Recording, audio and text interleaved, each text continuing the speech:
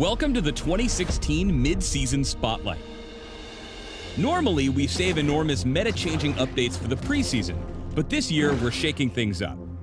Our big goal for 2016 is to make every game of League feel unique, so we're putting on a halftime show to introduce big changes to mages, items, and the river's most monstrous inhabitants.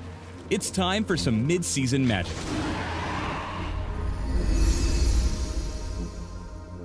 Let's start by checking in on our old pal Dragon, who's gone from elementary to elemental. He now embodies one of 4 elements when he spawns, each of which grant permanent stacking buffs to the team that takes him down. Fire dragons give you extra spicy damage against champions. Water dragons yield juicy health and mana regen. Earth dragons let you quickly take down epic monsters and turrets. And air dragons turbocharge your out-of-combat move speed. These stacks become even more important in the late game when the elemental dragons flee the rift and the elder dragon appears. Slaying this big bad daddy dragon temporarily amplifies all the existing dragon buffs you've acquired and applies powerful burn effects to your attacks and abilities.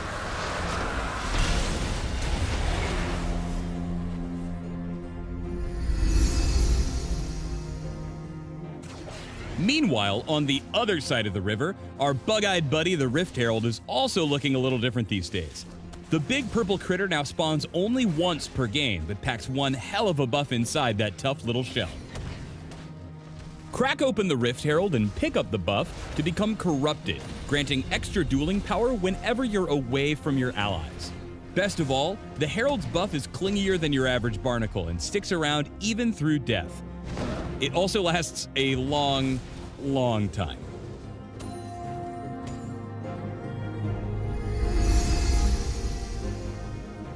Over a dozen spellslingers are getting some touch-ups in the mid-season update, but we're giving 6 wizardly warriors a serious makeover. Malzahar is still the single-target lockdown master, but now he's figured out how to bring extra void puppies along for the ride. Voidling Swarm, his new W, spawns his little purple pals, which multiply as they fight and start to frenzy once there's enough of them.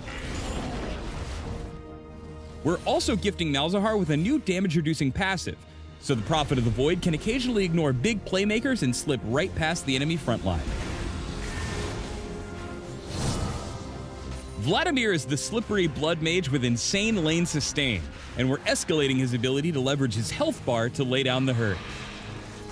Tides of Blood can now be charged up to form a massive sphere of AoE sangre sauce that he'll then hurl at opponents. This ability uses up a serious chunk of Vlad's available health, so he'll have to heal up between bloody onslaughts with his newly tuned transfusion.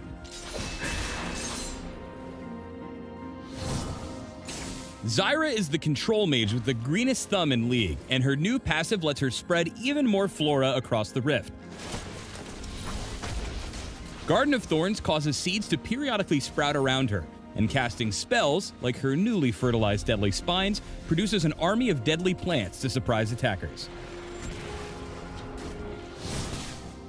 Brand's mid-season changes are about cranking up his ability to set the world on fire. Brand's passive, Blaze, now causes a massive area of effect detonation whenever he lands 3 spells on the same target.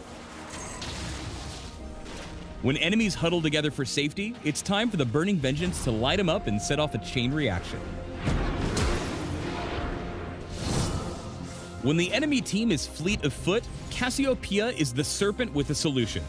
The Venomous Vixen's W, Miasma, now applies an entirely new type of debuff that we're calling Grounded. Enemies who are grounded are unable to flash, dash, or even take Thresh's Lantern.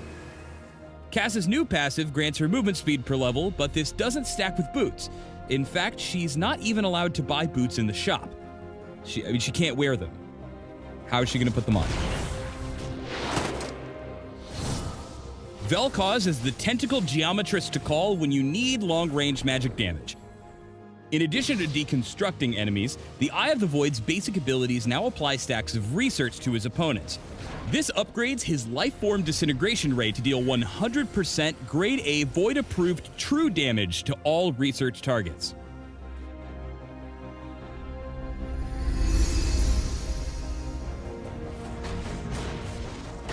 It's not just the mages who are getting a magical mid-season transformation.